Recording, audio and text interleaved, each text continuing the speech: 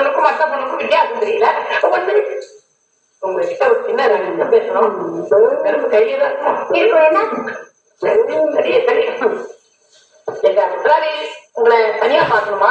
தப்புதான். என் கண்ணத்துக்கிட்ட யாராவது இப்ப வந்து கேட்டா எனக்கு பிடிக்காதா? இப்பவே பிடிக்குது. இருந்தாலும் உத்தியோகம் பார்க்க மாட்டேன் கையை வைக்கிறேன். அதனால் நீங்க கொஞ்சம் பெரிய மனசு பண்ணி கொஞ்சம் தயவு பண்ணி கொஞ்சம் விட்டு கொடுத்து. ஏன் கலவரன்னு பேசுறீங்க? நான் வரணும் அவ்வளவுதானே. சாதாரணமா நான் 100 ரூபாய் வாங்குவேன். இருந்தாலும் பெரிய ஆளு அது இதுன்னு சொல்றீங்க. 300 ரூபாய் கொடுத்துக்குவேன். சரி அப்புறம் போச்சேன். உன் கால இருக்கிற செருப்பு கொஞ்சம் கூட என் புத்திய நாயா அடிக்கணும். ஒன்ன கேட்டதுக்கு நான் பயப்படாது. என்ன எப்படி பயப்பு நடக்கும்? நானு லோ கிளாஸ் கேள்விப்பட்டிருக்கேன். இது லோன்னு அலையிற கிளாஸ். முதல்ல சிரிச்சீங்கன்னா அவன் பேர் இருந்திருக்காது. தாயே உன் பேர் என்ன? சீதா. அதை மட்டும் மாத்திக்கமா. எதுக்கு பல பேர் வருத்தப்படுவாங்க. இன்னொரு விஷயம், இப்ப என்கிட்ட பேச மாதிரி முன்னாடிட்டு பேசுறாங்க. நீ உண்மையிலேயே பெரிய எடுத்து பொண்ணு. உன்னை நான் ரொம்ப வற்புறுத்தி கன்வின்ஸ் பண்ணி தான் கூட்டிட்டு வந்திருக்கேன்னு நீ அங்க நடிக்கணும். ஓகே?